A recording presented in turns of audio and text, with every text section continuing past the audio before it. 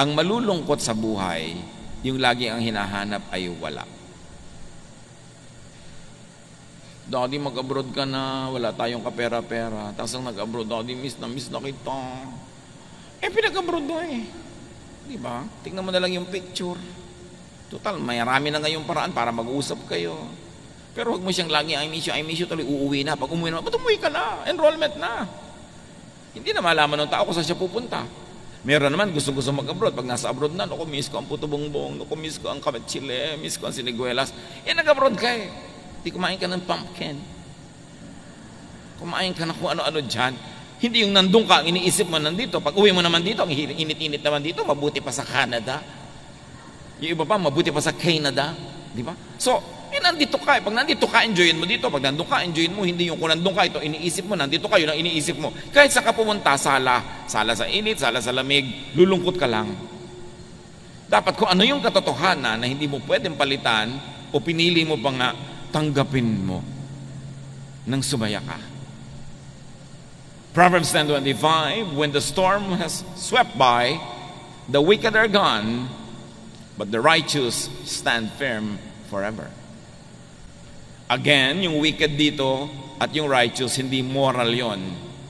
You could read it in original language and it will accommodate that righteousness here doesn't mean religious morality. It means wisdom. The wise will stand forever, the foolish will be destroyed. And wisdom is being one with time, in unison with creation, with nature, with the season. Kung ano yung panahon, yun ang tanggapin mo at sikapin mong maging masaya.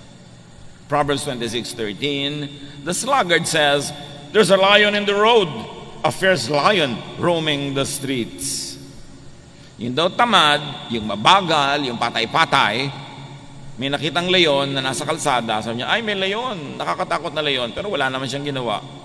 Tapos lalabas pa siya, nakain siya tuloy ng leon. Dapat may ginagawa ka. Huwag mong tatanggapin ang sitwasyon na gano'n na lang. Huwag mong sasabihin, ganyan lang talaga yan. Kasi pag ganyan lang talaga yan, sinabi mo na, ibig sabihin, wala kang babaguhin. Dapat pag hindi maganda ang sitwasyon, hindi mo sinasabing ganyan lang talaga yan. Ang dapat mong sabihin, dapat hindi ganyan. At may gagawin tayo para maiba yan. Then may iba mo ang iyong buhay. Pero yung naku, wala akong magagawa. Sa salita mo pa lang, nag-decide ka na walang magagawa. Ano pang magagawa mo sa tunay na buhay? Dapat sabihin mo, no, may magagawa tayo para ibahin yan. Para maiba mo ang iyong buhay.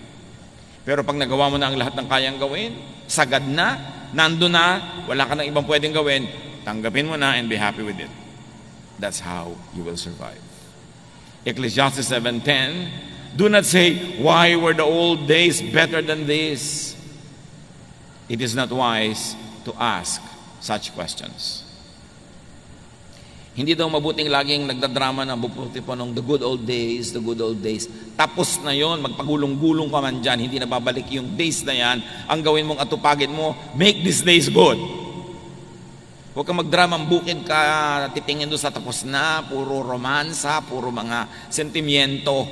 Walang mangyayari sa buhay mo. Kailangan, if the days were good, those days, you make these days good also. But stop dramatizing the good old days. Just ride with the times. No, kung nung araw, nung buhay ang atin nyo, ganito, ganoon, ngayong wala nang atin nyo, ganito na. Wala na Adjust, adapt.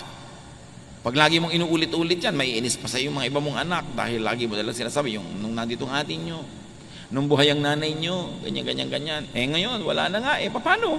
Ano gagawin mo? Adjust. So you will survive. So you will thrive. Ecclesiastes 7:14, when the times are good, you should be cheerful. When the times are bad, think what it means. God makes them both to keep us from knowing what will happen next. Pag daw masaya, magsaya ka. O kung malungkot, malungkot ka. Pero hindi yung oras ng saya, doon ka naglulungkot. Tapos nagsasaya yung iba, doon ka malungkot. O kaya ang lungkot ng iba, doon ka naman tawa ng tawa. Wala ka sa lugar. Sabi kong, masaya, magsaya. Kasi lahat yan, gawa rin ng Diyos.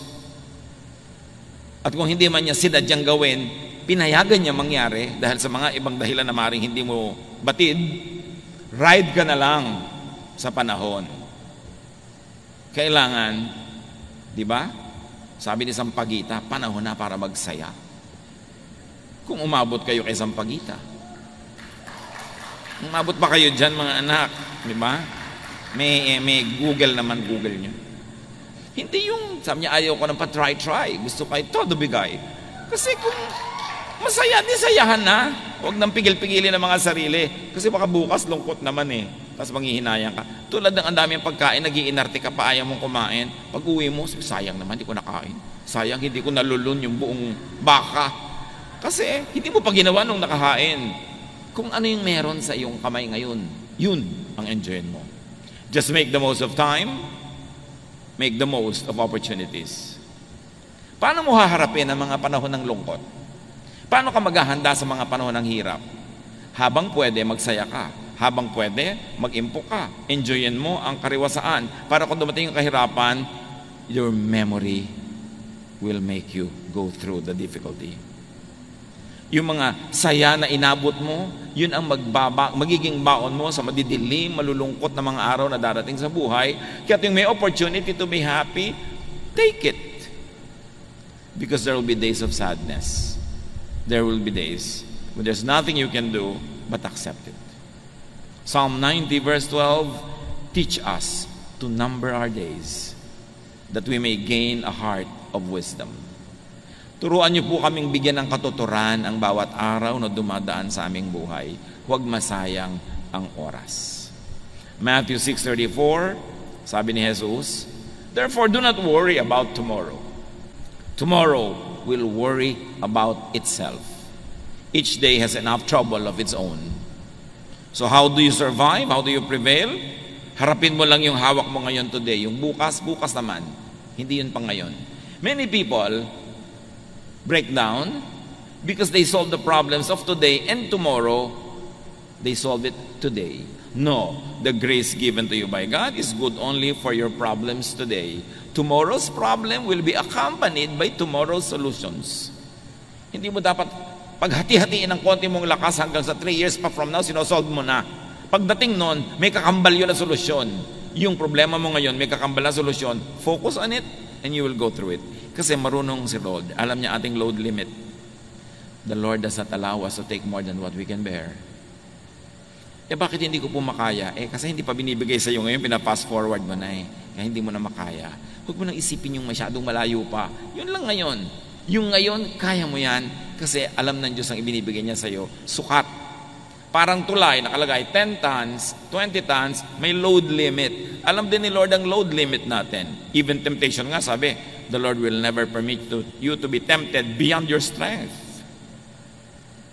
So, allocate natin yun. Pakinabangan natin yung binibigay sa atin ng Diyos. Focus on the task at hand. Tomorrow's needs will be accompanied by tomorrow's provisions. Kaya pati sa prayer, sabi ni Jesus, give us this day our daily bread. Paano po pag nagutom kami 20 years from now? Ang layo pa nun, yung pagkain niya, tiyan mo ngayon at sikasuin mo. May makakain ka ba ngayon? Meron po. Siya, magsaya ka na ngayon. Bukas mo na isipin yung iba. Hindi ibig sabihin na huwag kang magplano, huwag kang maging good planner sa buhay. Pero plan, but do not worry. Plant, so that tomorrow you will harvest, but do not dig today what you plant today to see if it is growing. Leave it alone. Go back to it tomorrow. Lahat may panahon. Face challenges one at a time. That is how you survive. Nakita nyo ang tulay, ang load limit, 10 tons. So pag may dumadaang truck na 10 tons, kaya niya. Pero yung 3 truck na sabay-sabay na dumaan doon, guguho. Kasi hanggang 10 lang Tayo din may limit. So face your challenges one at a time. Huwag niyong pagsabay-sabayin. At ang madalas magpahirap sa atin na nagsasabay-sabay ang problema ay ating guni-guni, ang ating imahinasyon. Pag inisip na natin lahat, sabay-sabay na darating yan, para na tayo magigiba. Pero hindi natin naiisip yung kasabay na solusyon pag dumating yun. Survive. Thrive. And very importantly, train children to survive. Practicein nyo silang mahirapan. Practicein nyo silang makisama. hindi kayo nakakatiyak na laging kayo ang magiging kasama nila. Turuan nyo sila sa hirap at ginhawa para maging sanay sila anong nang dumating sa buhay, at whatever happens, they too will survive. Salamat.